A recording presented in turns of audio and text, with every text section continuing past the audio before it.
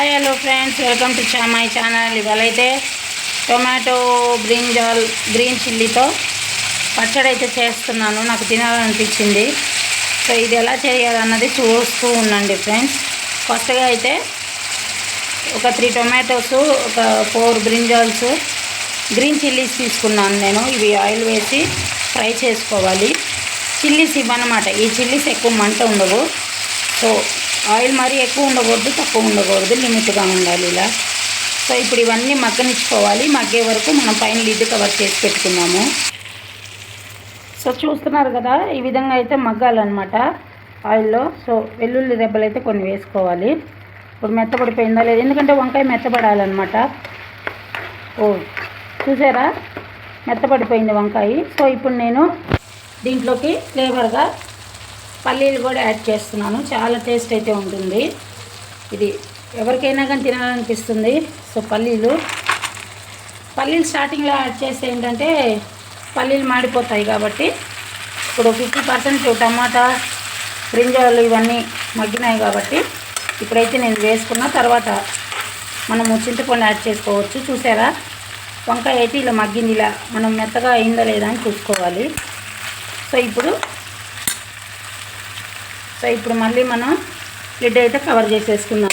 5 minutes వరకు cover చేసి పెట్టుకుందాం. సో ఇప్పుడైతే చూస్తున్నారు కదా, మొత్తం మగ్గిపోయినాయి. ఇప్పుడు రెడీగా ఉందన్నమాట. కొంచెం చల్లార్చుకున్నాక మిక్సీలో అయితే వేసుకోవచ్చు, రోట్లో కూడా దంచుకోవచ్చు. సో కొంచెం చింతపండు అయితే యాడ్ చేస్తున్నాను. చింతపండు అనేది తక్కువగా వేసుకోవాలి, ఎక్కువ కాకుండా. సో ఇప్పుడు ఇదైతే కాసేపు చల్లారనిచ్చినాక మిక్సీ జార్లోకి యాడ్ చేసుకుందాము. సో ఇప్పుడైతే మిక్సీ జార్లోకి తీసేసుకున్నాను అనమాట. చల్లారిపోయింది. సాల్ట్ అయితే తగినంత వేసుకున్నాను. ఈలోపు ఇది రెడీ అయ్యేలోపు అయితే ఇక్కడ నేను పోపు రెడీ చేసేసుకున్నాను. ఇది కూడా ఆన్ చేసేసుకుందాం.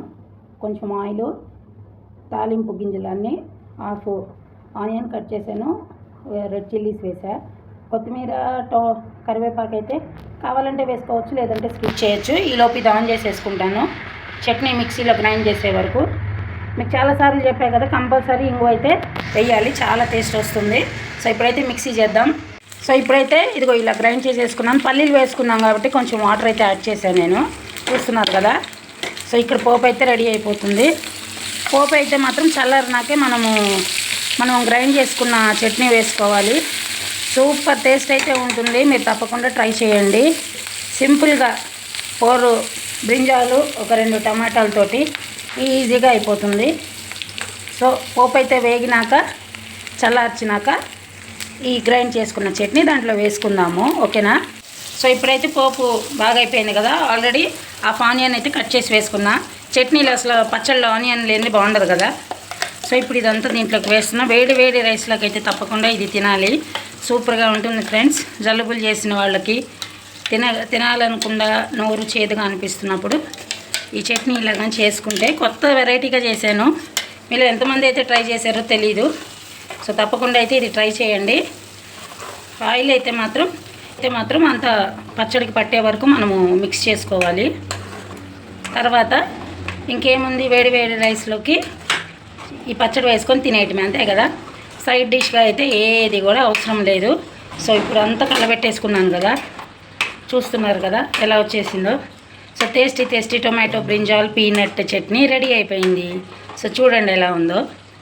సో ఇప్పుడైతే ఒక 5 minutes అయితే మగ్గనిచ్చినాక రెడీగా ఉంది మనం సర్వ్ చేసుకోవడానికి. సో మీకు నచ్చినట్లయితే కామెంట్ చేయండి, ప్లీజ్ సబ్స్క్రైబ్ చేయండి, సపోర్ట్ చేయండి friends. Thanks for watching. Bye.